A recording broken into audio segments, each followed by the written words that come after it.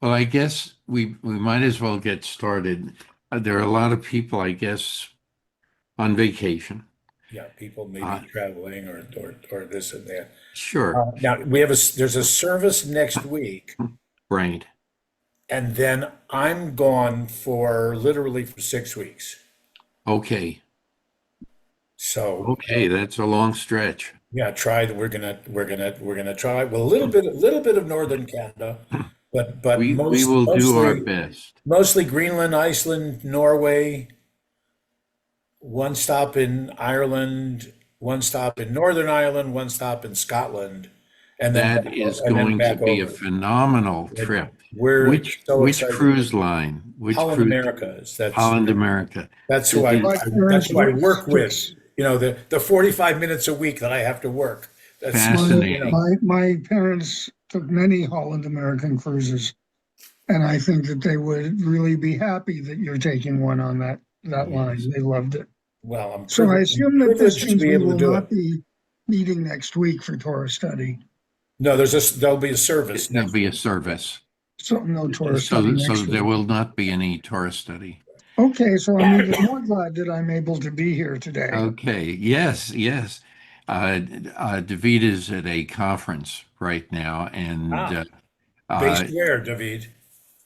It's a Mensa conference here in Chicago.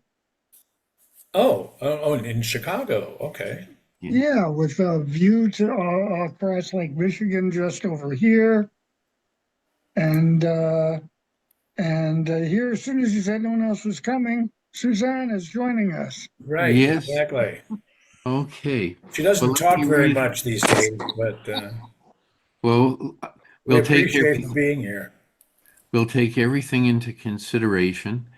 And by the way, you're going to, if, every time you have an opportunity to take a land tour, Uh-huh. it is worth every bit of it Oh, I know. in all of the areas you're going to be, because even if you just walk through some of these um, various communities, you're going to find tremendous differences and, as well as similarities. Mm-hmm.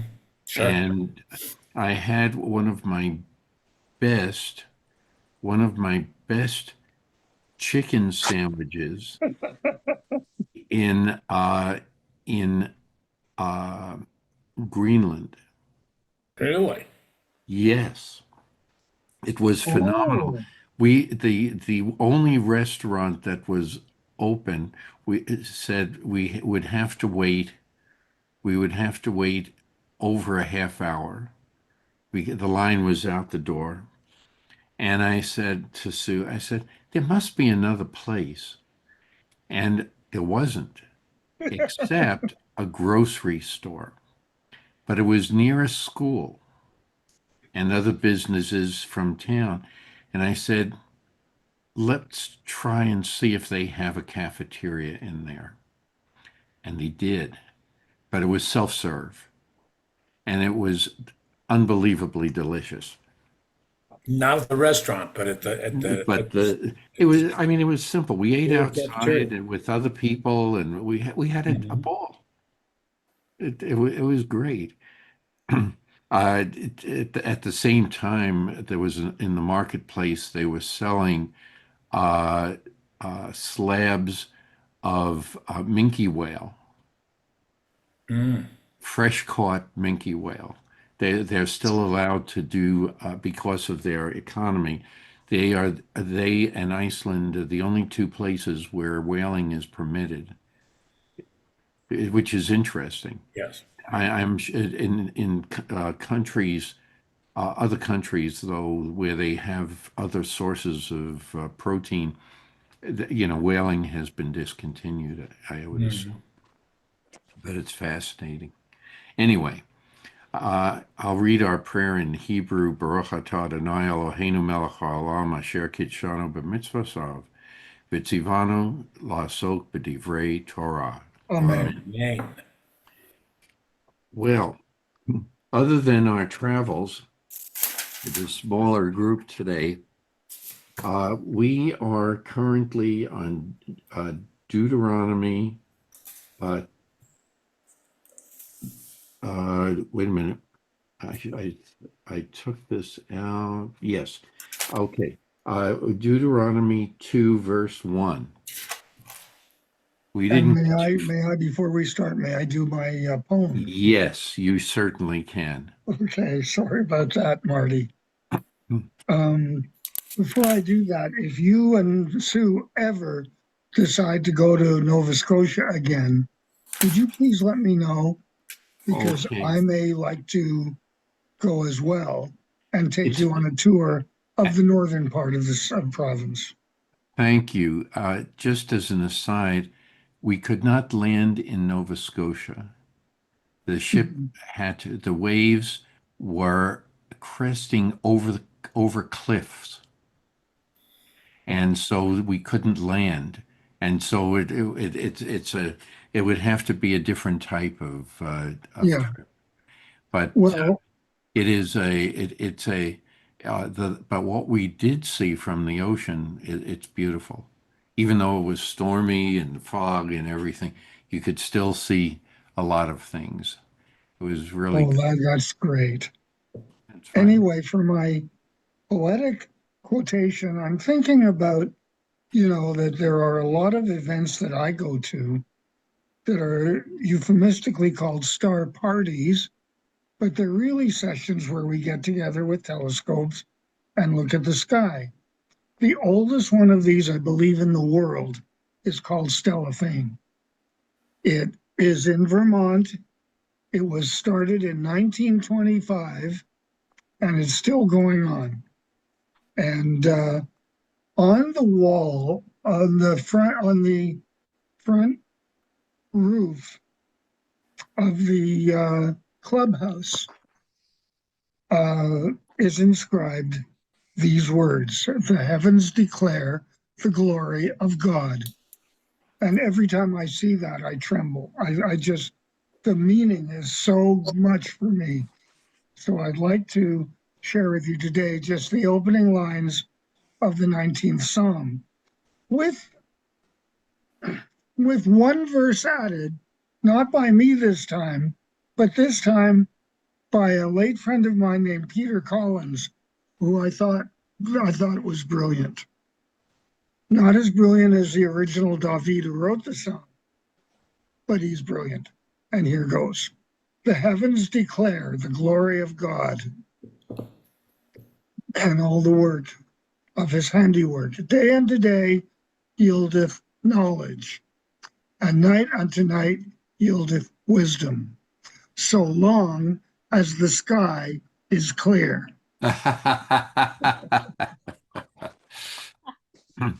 Ah, I think I Good did the one. best I could out of memory on this. There you go. Okay. Thank you. that is good. Okay. David, I know that, pardon me, your invitation was to Sue and Marty, but if you want to meet Lynn and me in Sydney on July 22nd, we'll be there from 8 a.m. to 5 p.m. That's interesting. And I've never I been to wish I'd Sydney, known this before. but I wish I'd known this before because I would have taken you up on it. However, when I get back to Arizona tomorrow, I'll be there for about 10 days before my next trip and your next trip.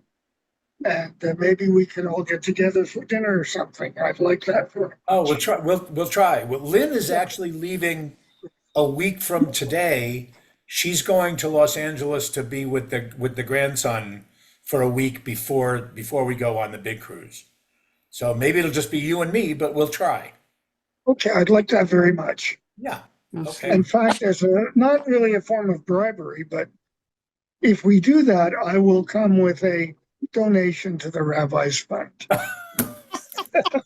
Certainly Well, it's not a necessary. little bribery. Not necessary at all, but okay. Your friendship and company will be exciting enough. Okay. David, can I ask where you're at? Yes, I'm in Chicago, and Oh, I'm at the Mensa annual meeting. oh, you're a Mensa person. I'm a Mensa person, but I'm not a member of Mensa. because my intelligence is way too low for that. Oh, Uh-oh. I don't However, believe I'm that. here and intelligence is all over the hotel. I go out of the room and I can just feel it coming in waves. It's wonderful. Oh, golly. Okay, I don't know how to begin now. Well, I have I- a Chicago story. I nearly got killed in Chicago. Well, it was when I was first starting out in my career, and I had to go to Chicago for a business trip. And and the person I was traveling with was filling my head all day with how temperamental French chefs were. So, and he wanted to go to a French restaurant for dinner. So I said, okay. And then uh, he suggested we get Chateaubriand for two. So I said, okay.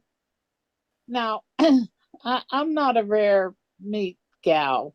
I like medium or medium well. I just that's I know you're supposed to like rare, but I don't. Anyways, they bring out this Chateaubriand and it was mooing. And I just looked at my colleague and I said to him, I can't eat this. They've got to cook it a little bit. So I sent it back, and the next thing we we saw, this guy comes running out of the kitchen.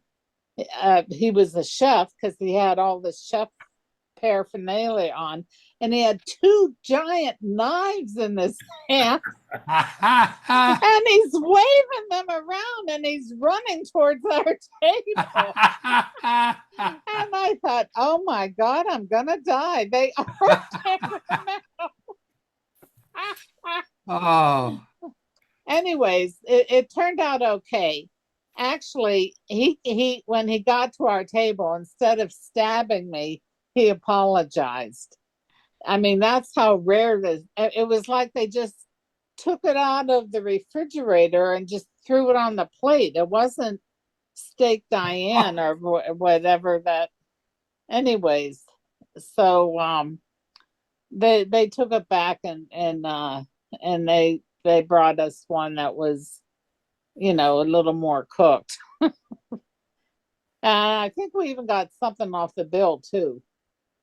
But yeah, all day long he was filling my head with how temperamental they were and how they when they like to yell at people and stuff.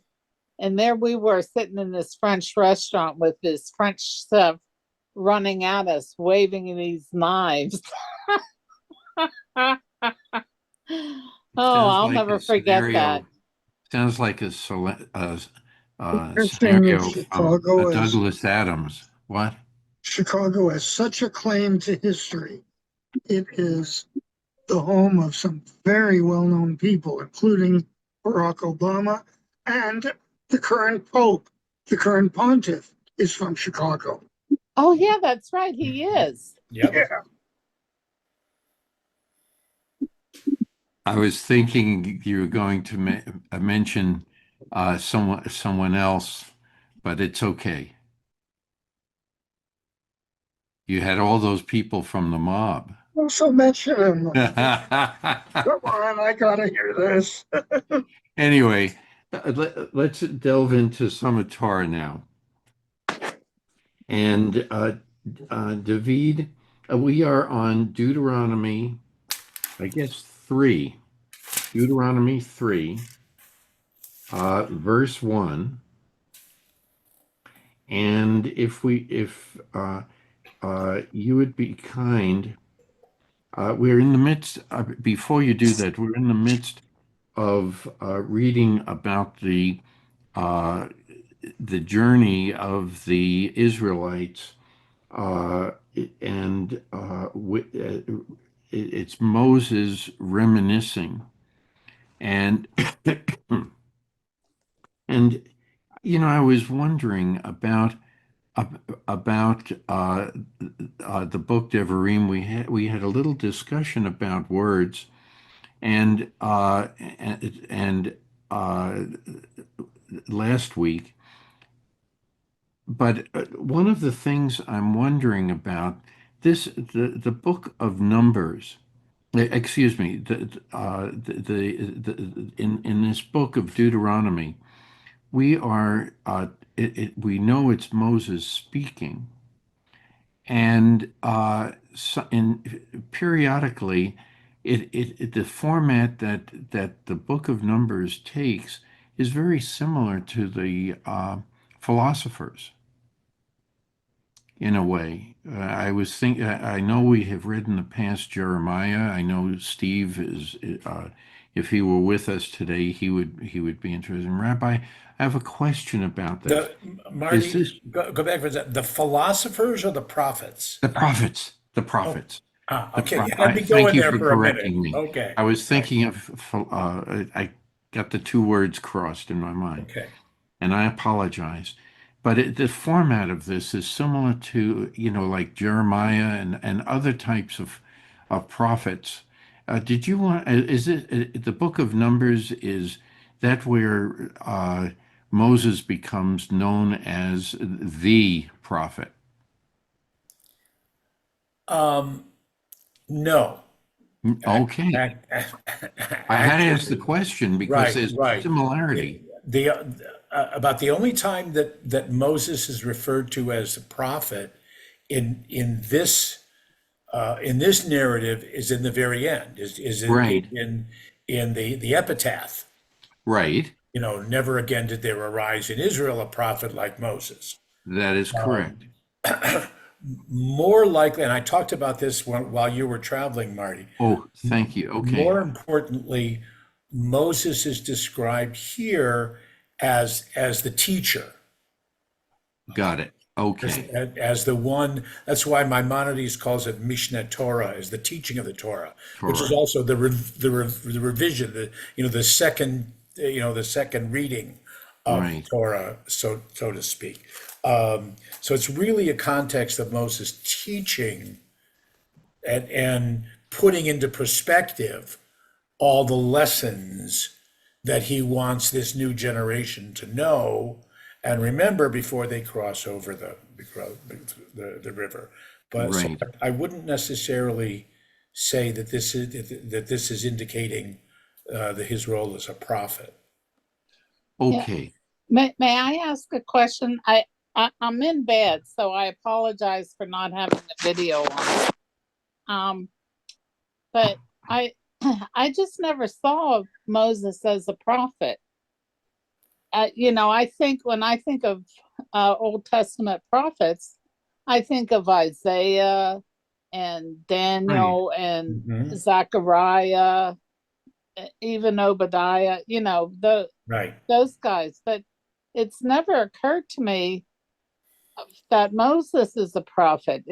Was there any prophecy that he did? I mean, other than the 10 plagues with the No, not in Pharaoh. not in that sense. Definitely not, Suzanne. You're absolutely right. And again, the only time that there's a memorable use of the term navi in Hebrew of a prophet is in that epitaph in the last couple sentences of the Torah completely. But there again, it doesn't refer to someone who, and I'm running out of my vocabulary, someone who prophesies the future. It's the Navi is one who brings God's word. Okay, well, I can see him as Okay. a Yeah, as a yeah, great teacher right. and a leader. They Yeah. talk about the great, Moses, our teacher, Moses, our leader, but not Moses, our prophet. No. Okay. Thank Now, you. maybe in Islam, I think, in the Quran, I think that Moses is included in the list of the Yes, it is. prophets. Yes. Yeah. Also in the Latter-day Saints, they consider him a prophet. Right, right. Yes. So thank you for that. Uh, so David, if you would kindly read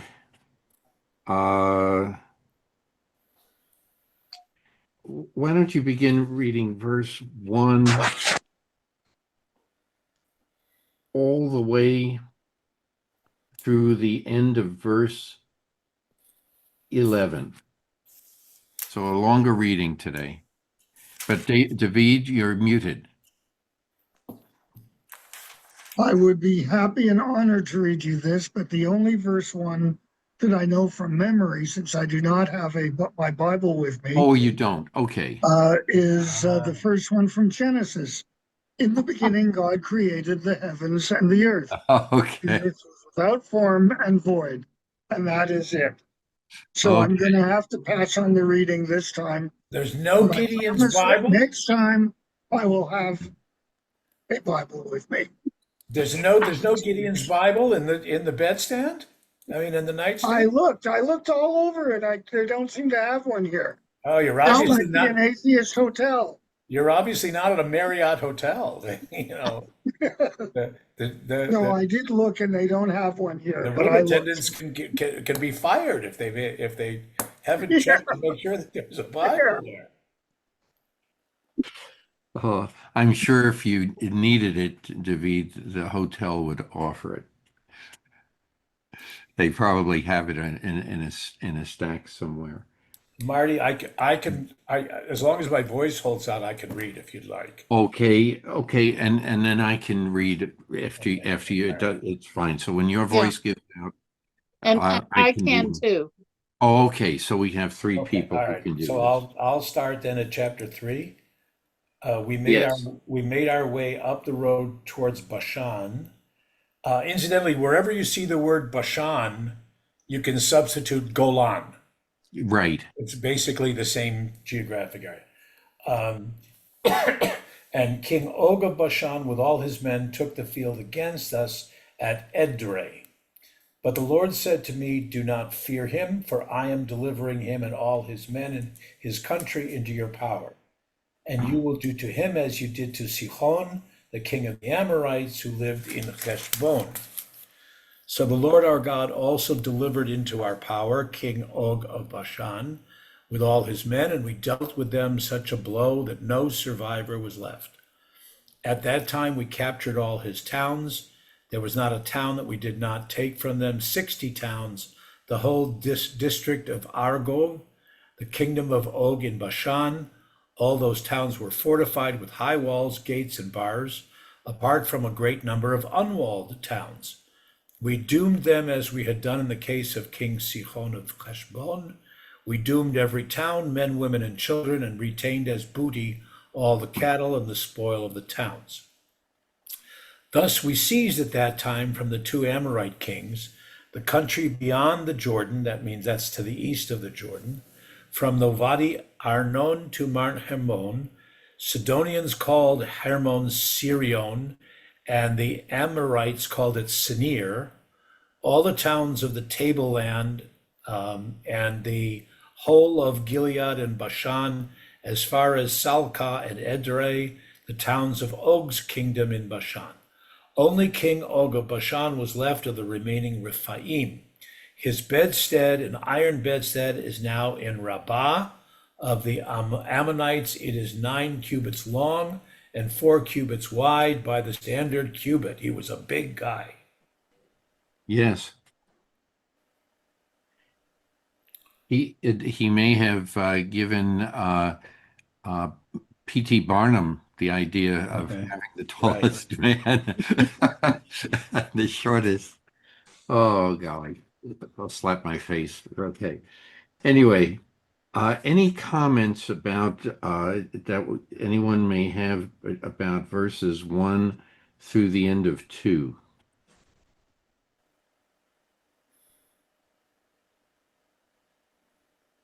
What was this Moses leading the what would you call it, warfare or the armies, or was this Joshua? Well, Joshua is the one who's in charge of the army. Moses is a little too old for that at this Yeah. point. At But this point? this is he's recounting the military history. The military history, Yeah. Oh, okay. Oh, that's right. We're in Deuteronomy. Okay. right? So uh, you have to get into the book of Joshua for that. The The rabbi, the commentators point out that there's a little bit of a dig, of a shtuch, that Moses keeps on talking about how big these enemies were, and how Yeah, challenging they were, and they were fortified, and as if he's still, telling the people who said, "Oh, we can't, conquer them," and see, with God's help, yes, we can, and we did. Yes. Well, no, he should remind the people of that, I think. yes. Hmm. And by the way, this story is reminiscent of Jack and the Beanstalk.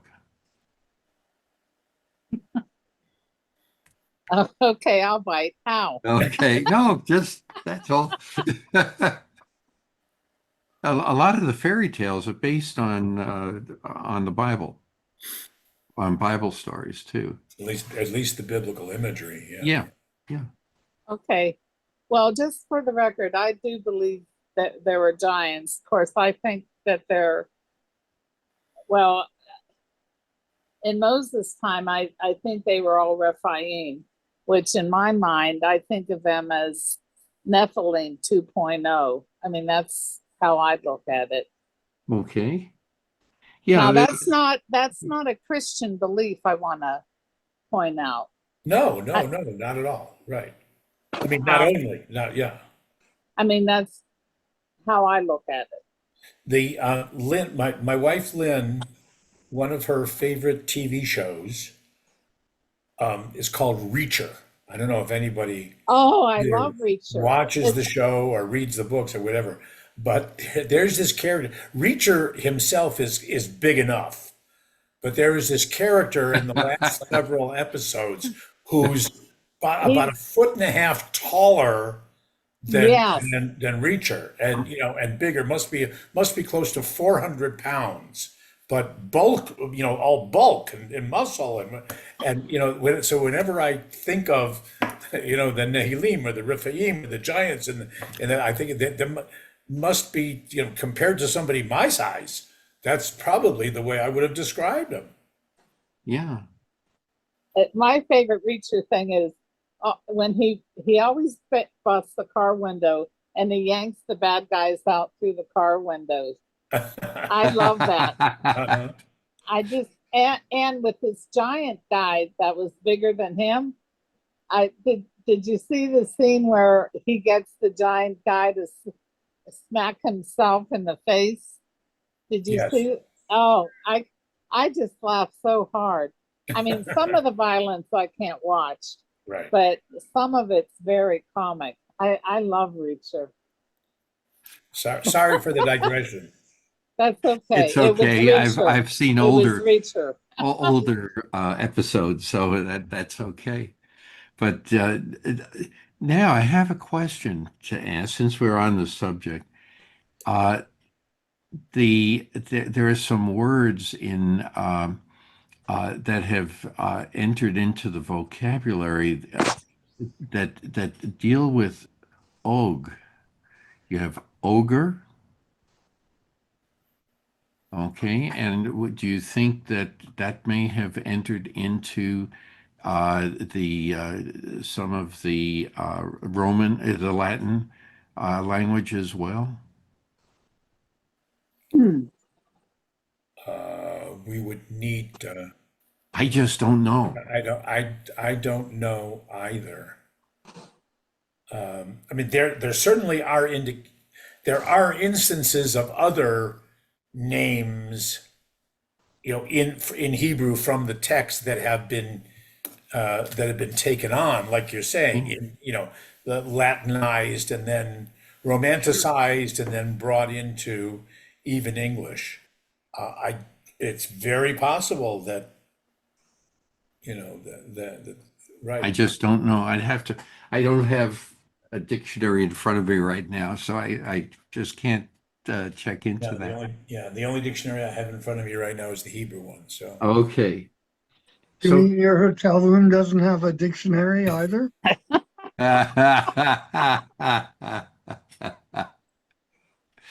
oh golly. Well, one of the things that I noticed in verse 2, and uh, this is a phrase also that we've been reading over and over again. But the Lord said to me, "Do not fear him, for I am delivering him." Da da da da da da.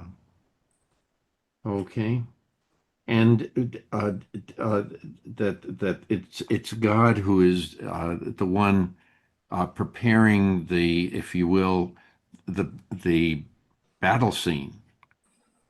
Any any commentary to that effect about that phrase? But the Lord said to me. Moses has mentioned that phrase before, and that do not fear going into the land of Canaan with regard to the spies, and others. So I start wondering about the phrase. um, I'm not sure what you mean, Marty, by what. Basically, have no fear because the Lord is with you. well, Marty, I think you're right. That kind of phrase, "have no fear, be strong and resolute," Right. "chazak ve'amatz, al tira ve'al techat," those phrases do appear regularly. The difference here that I saw is the Lord said, "Do not fear him." Right. The king. It's not, That's right. That's specifically, right. you know, don't, and again, we've pointed out that there's that fear and be in awe of, there are different nuances to the verb. Um, so as opposed to the generalizing, be frightened, or be cautious or whatever. This is d- don't fear him specifically. So that he meaning the king, Og is, I guess is not. You shouldn't be fearing him just because of his title, his size, his reputation, whatever. That's what struck me, that it was the added directive of don't fear him, not just don't be fearful. But again, we have to remember, this is Moses telling people what he remembered of what God it's not in quotation marks necessarily. Right. So there's also Moses's interpretation of what the message from God was. And so is there, I guess maybe the way to turn around your question is, was there something different about this episode, the anticipation of this battle, that Moses remembers as opposed to some of the others that he's been telling them about? Maybe. Okay. All right. Any other questions at this point? I think what's very interesting to me in this passage, and it really strikes me, is that this long speech that Moses is giving at age 119 or 119 and a half, whatever. And he's going on and on and on. It's a wonderful, wonderful speech and would probably get him elected to public office if he weren't 119 years old. But it's no, I had a very good comment to make and I kind of forgot what it was.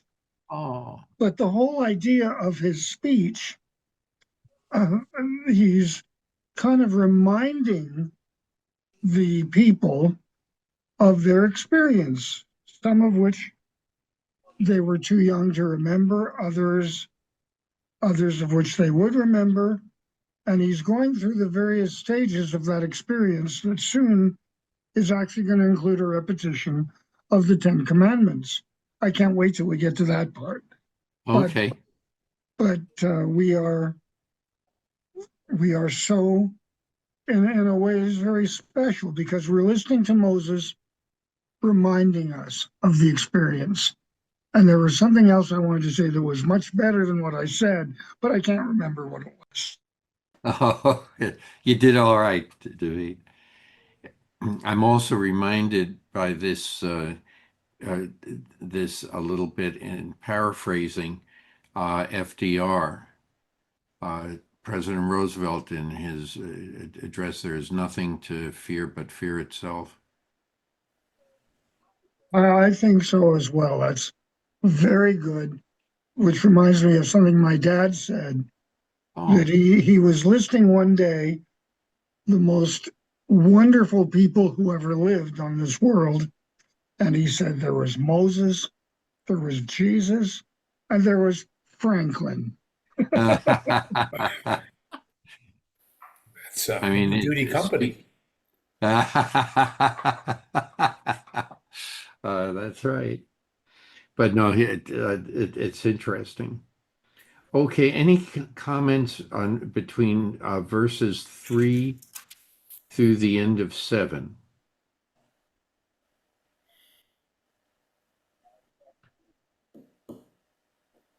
Any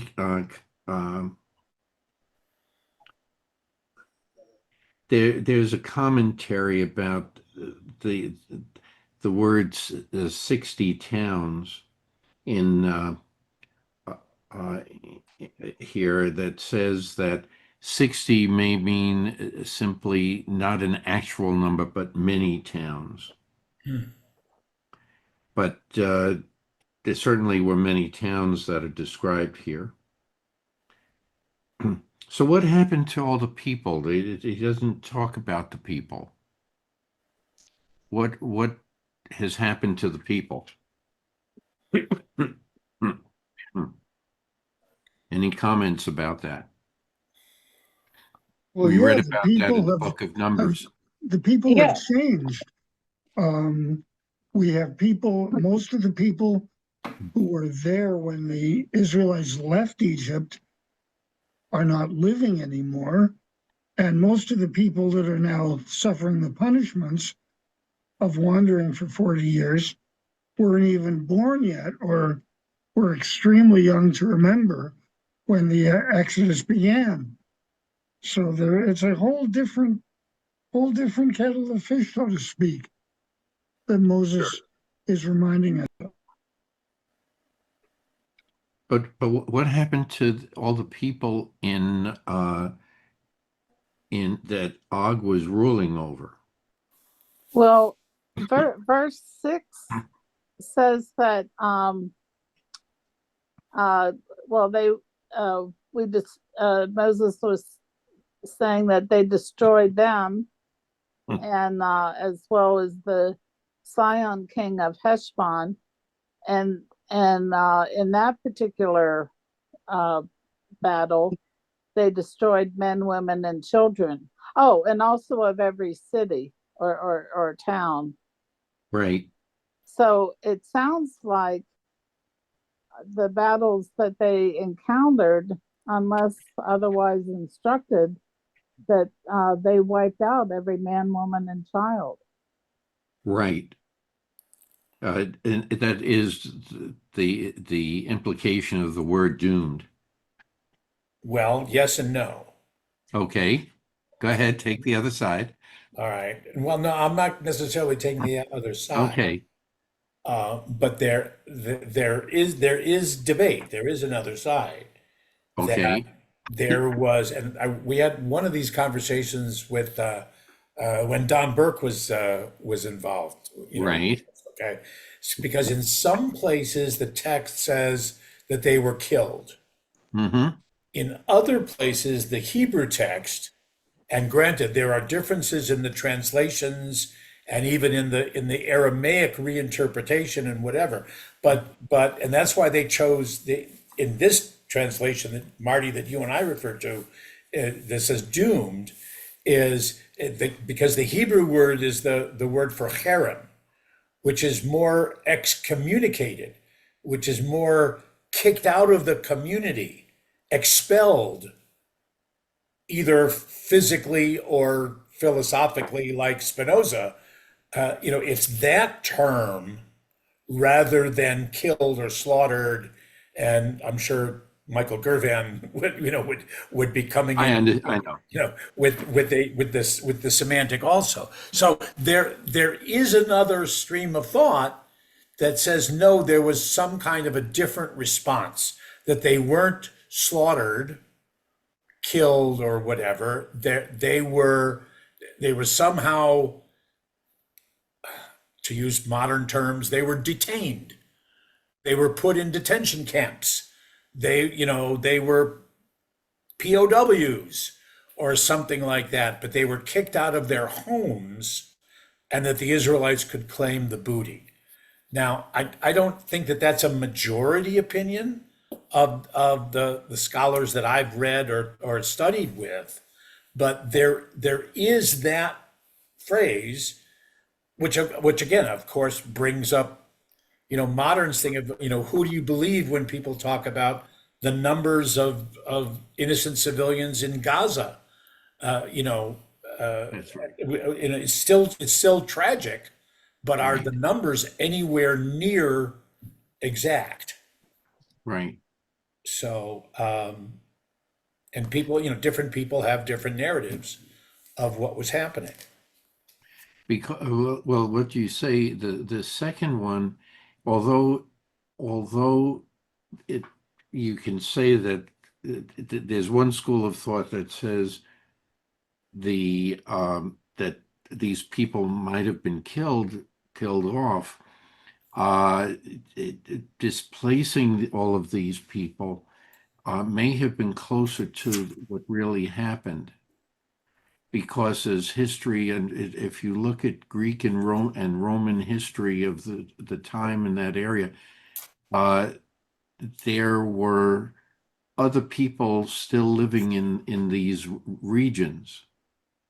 You still, but I have to admit that the Phoenicians come into play and move westward and go to this through the areas of what we would call Syria and Lebanon and into all the way to the Mediterranean Sea and into parts of what we now call Turkey. Mhm. As Greece, the Greek empire collapses, these other groups move into those areas.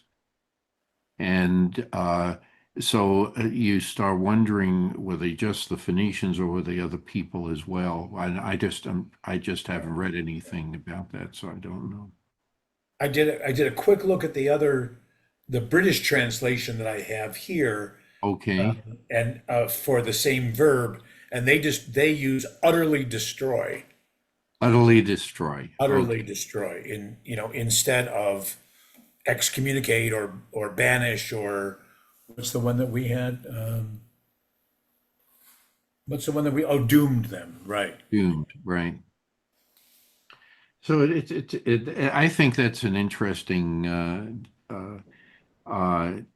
use, the words that are used and how other languages have translated those, but you have to really go back to the basic Hebrew roots and everything. Mhm. Yeah.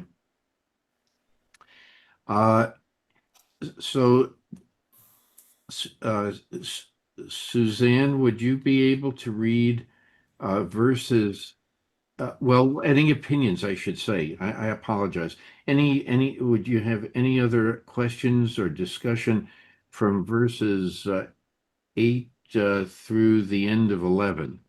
Because I know we started to talk about that. Um, any comments about this?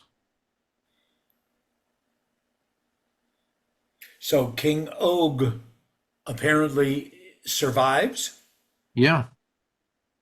like Pharaoh in Egypt survives, Mm-hmm. and like Amalek himself survived.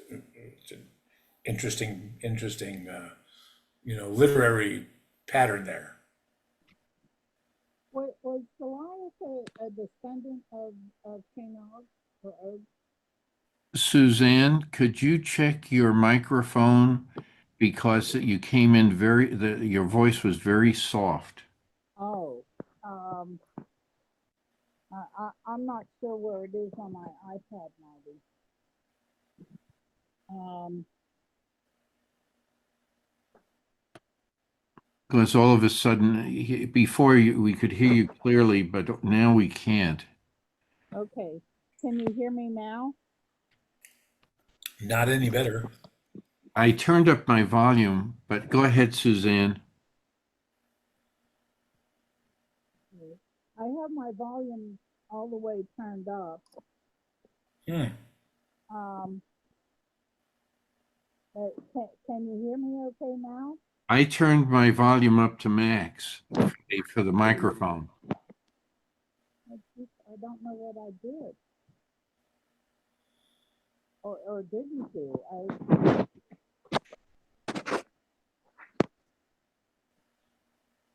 You okay? Um, Oh, this is better. is this better? Oh, Yes. much. Yes. Oh, I okay. can hear you too now. Oh, okay. All right. Well, I won't argue with success.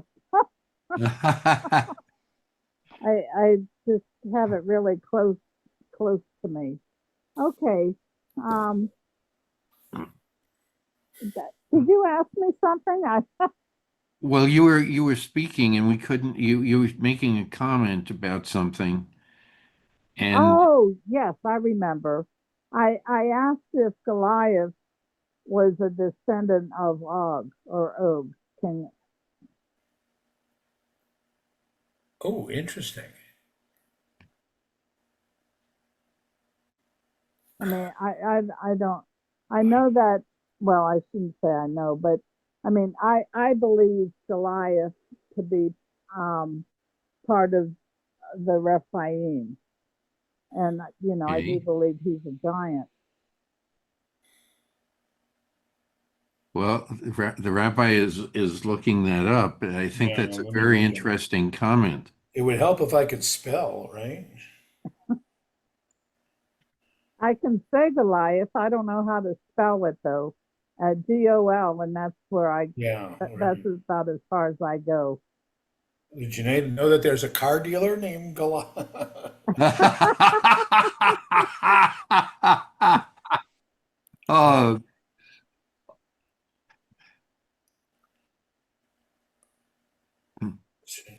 good golly, Goliath. I believe that the 40 years of He's a wandering through the he's a desert would have been a Philistine. lot easier if they could have done it by limousine. So It he's a just says Philistine. it just says that he's a Philistine. Okay, and Bashan is not part of the Philistine uh, people or land. No, I'm no, just having God. trouble picturing in my head um, where Philistine is. Um, well, the area of the Philistines is usually talked about being south of Tel Aviv and along the Mediterranean coast, and then inland not quite as far as Beersheba. Um, Would that be Gaza then? I'm sorry. Oh, would it be Gaza? Um, well, yeah, Aza in the Bible it's Aza. There's no G, but Oh, Aza is where the ultimate, Samson's ultimate uh, climactic story takes place. Um, oh, bless you, right, Marty. right.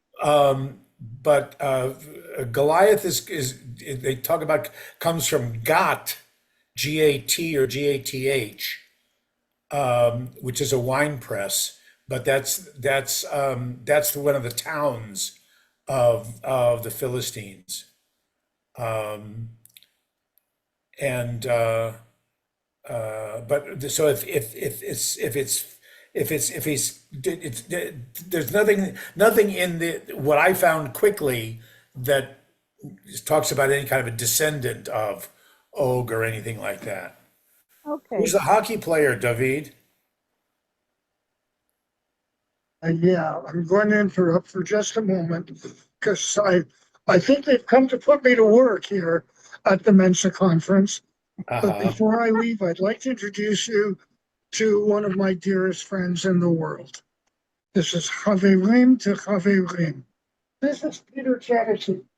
He is Canadian, which is a good thing to start with, and he is a Mensan, which means the intelligence just flows.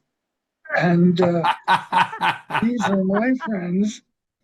There's Suzanne here, Yeah, and Rabbi Norm, who's our rabbi, and Marty Cohen, very good Marty. friends. So, Chaverim to Chaverim. Peter. Hello, everyone. Hi, Peter. Hello, hi. hello. Okay, and I will see you. Okay, Okay. David, we'll be in touch. Travel safely. Okay. Bye-bye. Well, that was an interesting discussion that I think, uh, Suzanne, we need to look into this Okay. because I think that you raise an interesting question. So, I don't know where to go, but because we're going to have to go through a lot of Goliaths, Goliath. through the Go ahead and try to spell that one, Marty. Goliath. all I can say is until what you may want to do is add biblical at the end, and maybe that would are they related biblical? And maybe that'll have an answer for us. I don't know. I'll Yeah, give it a I don't know. try. I don't know what's considered. I probably should because it has impact even into the present day. But I don't know what technically the origin of the Philistines would be. And whether they're connected all the way back into the time. Of course, this is not the area where, this is west of Judah, so it's not necessarily the area of the promised land, of Canaan. So, Right, the history of the Philistines in the biblical literature may not be there. We would need right, to find it from some other source. right. Anyway. As a matter of fact, the trade routes from that region actually followed the coast of the Mediterranean. Right, as far as up to a little bit north of where present day Tel Aviv is, and Right, then it angled towards Damascus. right, Oh, okay. Right. right. So it it can mean that they had a presence in those areas because of trade. Very sure. Sure. It's interesting when you think of trade routes. Uh, there is a museum in Lima, Peru, the Museum, and it's very interesting. But it covers a lot of history related to the Incan civilization with a lot of Incan artifacts.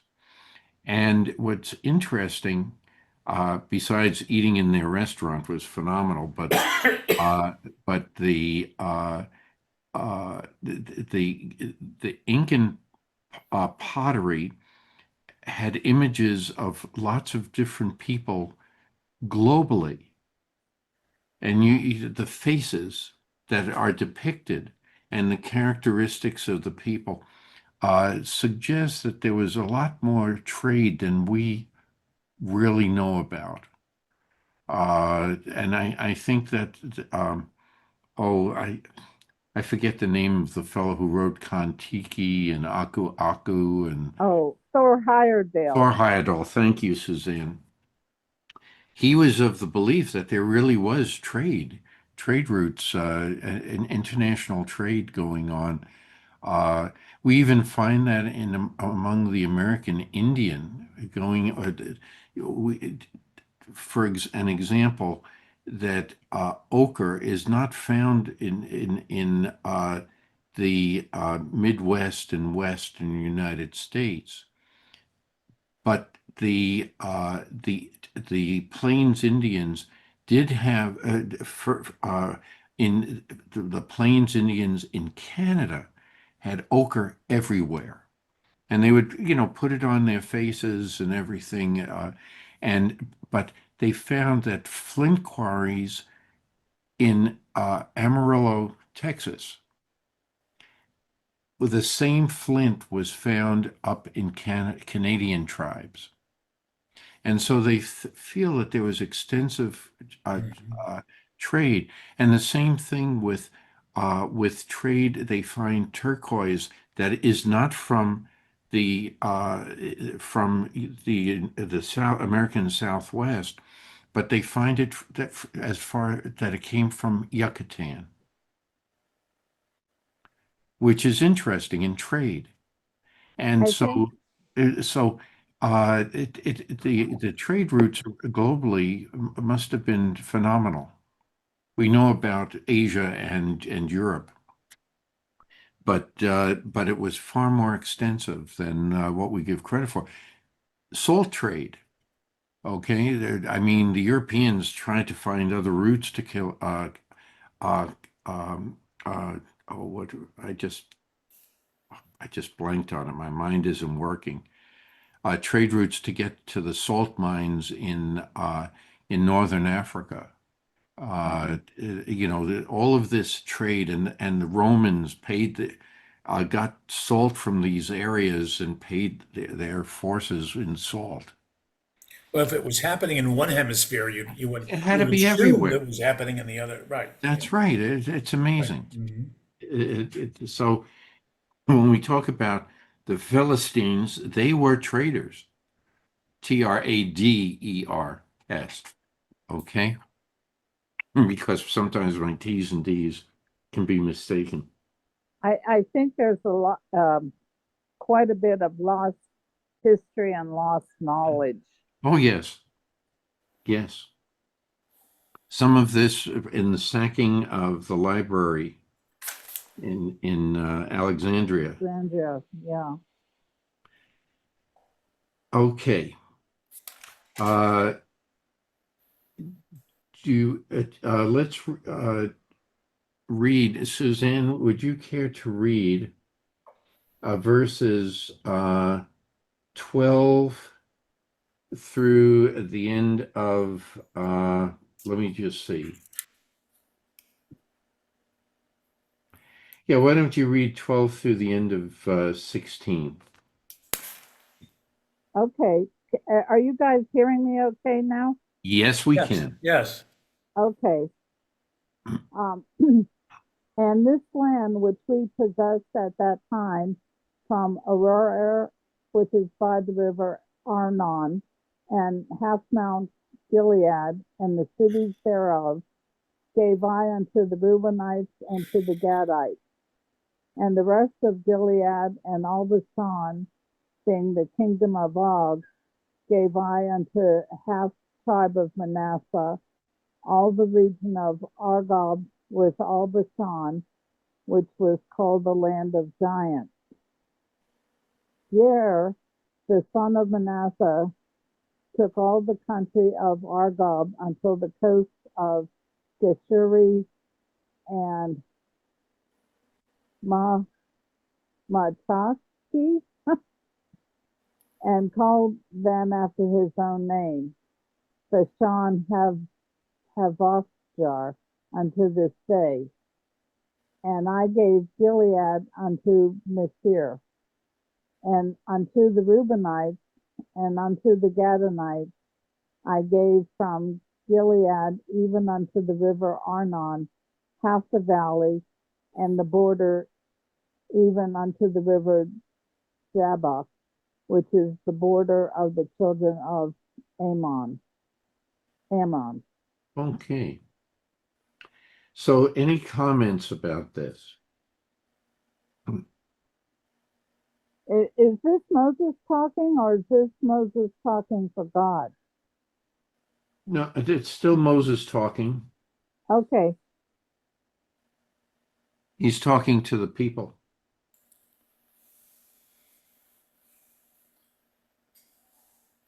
And he's carrying out what God commanded him to do Okay. in the book of Numbers, yes, towards the end of the book of Numbers. And why do certain people like the Reubenites, the Gadites, and like that, why do they get this land on the east side of the Jordan?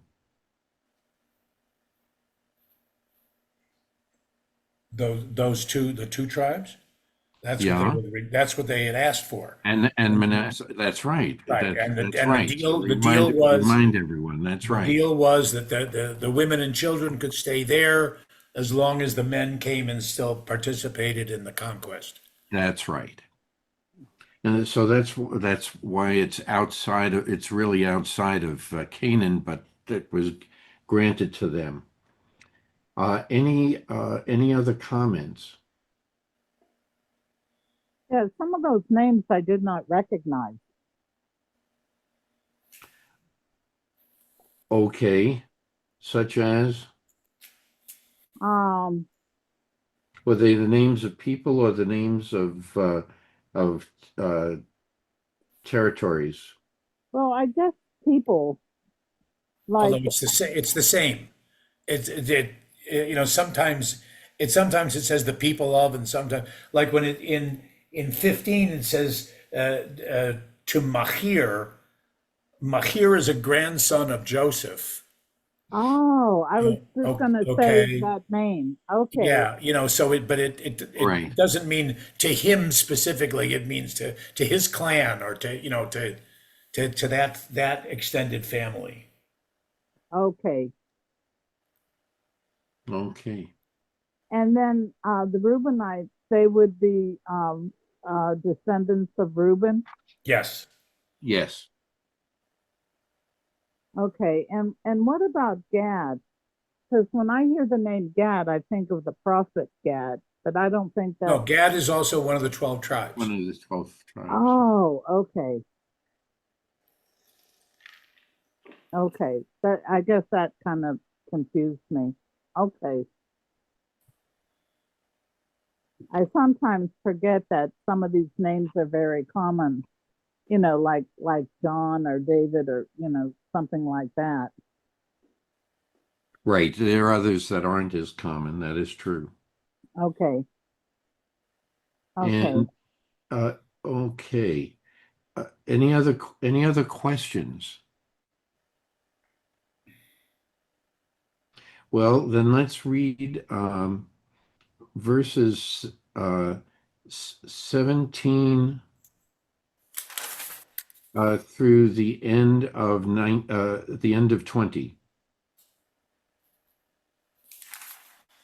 Okay, I got it. Okay. All right. The Arava from the foot of the slopes of Pisgah on the east to the edge of the Jordan, and from Kinneret down to the Sea of the Arava, that's the Dead Sea. Uh, um, at that time, I charged you, saying, "This is Moses says I. Moses is the I, and you is the people. I charge you, saying, the Lord your God has given you this country to possess. You must go as shock troops, warriors, all at the head of your Israelite kinsmen. Only the wives, children, livestock. I know that you have much livestock, incidentally, shall be left in the towns I have assigned to you, until the Lord has granted your kinsmen a haven such as you have, and they too have taken possession of the land that the Lord your God is assigning them beyond the Jordan. Then you may return each to the homestead that I have assigned to him." Okay, any discussion there? This is primarily talking to the Ephraim and Manasseh, the ones Right. that were their portions were east of the Jordan. Okay, Suzanne, you're up. If you want to, let me just check something here. Why don't you read verses 23 all the way through the end We of still have 20. We still have 21 and 22. 21. Okay, so from 21 all the way Marty, to, yes, Marty, I'm going to suggest respecting David. okay, Oh, okay, because at least from the Torah portion point of view, okay, right, the portion ends at the end of 22.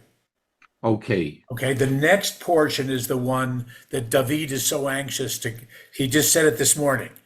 It's the section that's going to include the Shema, the V'ahavta, the Ten that's Commandments, right. and whatever. So maybe we should just finish this portion, Okay, and 21 to 22. yeah, and then next time, although I won't be here, but next time when you pick it up, hopefully you'll have more people back. Sounds good. And that I'm just going to suggest that for out of respect for David. Yeah, Sounds he did good. comment on that. Yeah, You're right. absolutely right. Yes, well, it's not my decision, but I do agree that his wishes should be honored. Okay, so we should stop at the end of 22 Yeah, that's the end of the of the first parsha. parsha. Right. Right. Okay. So why don't we do that? And Suzanne, if you would kindly read verses 21 through the end of 22. Okay. And I commanded Joshua at that time, saying, thine eyes have seen all the Lord your God hath done unto these two kings.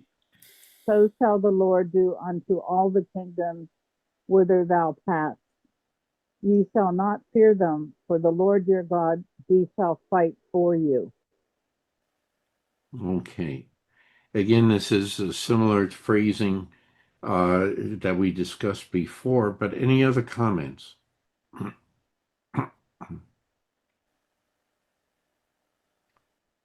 Is it God who tells Moses to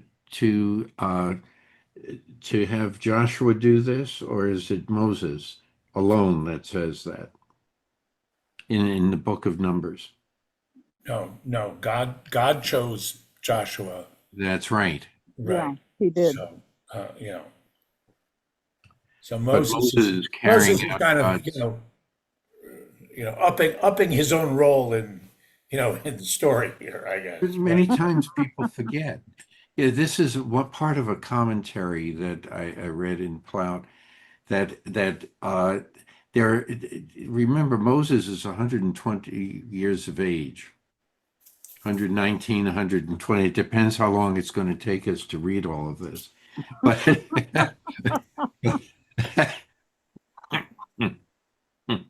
but but he did charge Joshua, but it was really God who said to him, "This is, what I am telling you to do it this way because I strongly recommend him that he has a lot of faith, not just in you, but in me, that Mhm. God's speaking. Right. Yeah, that's one emphasis. The other emphasis is that, Moses says, or the narrator or the writer has Moses saying, "You saw this with your own eyes." That's right. Okay, it's the people are eyewitness to all of this. It's not just storytelling. Which brings it brings us to another commentary I read about the value of seeing all of these lands and everything. Moses seeing everything, not participating in, not hearing everything, but seeing it. That he can see further than he can. If he went into the land, so it's a better benefit of his when he climbs the mountain and looks around. He sees much more than those people down below. And that's a euphemism also for his being able to have more wisdom and everything else, that he sees much more than the average person. Mhm. But I think it's a fascinating, it's a fascinating uh, word. You know, when I think about how things were written back then, it was masterful.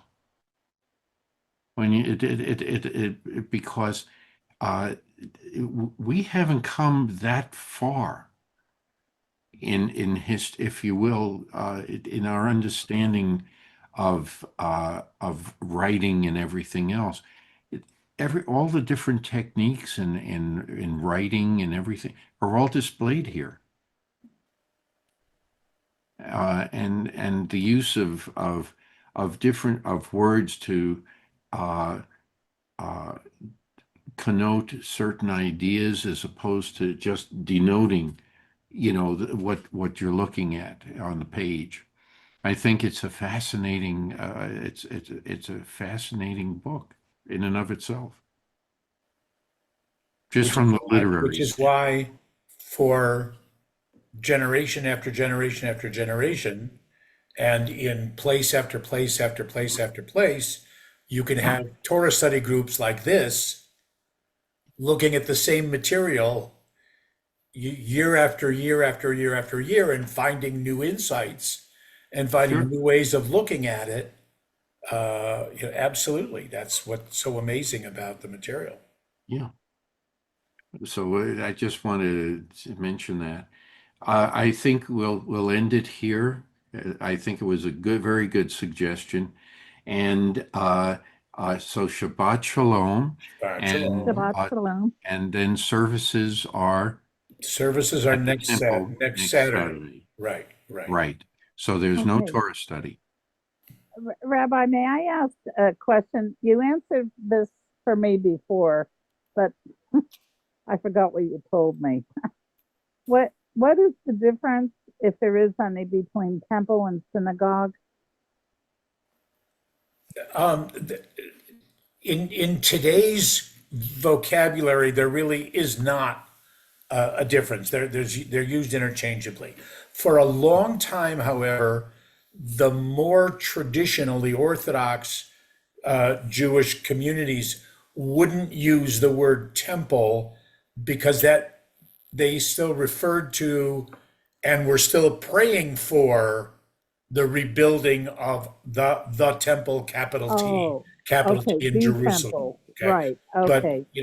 since the last, I would say 125 years in English, there's only the one word in one phrase in Hebrew, but in English, the last 125 years, the two terms have become interchangeable.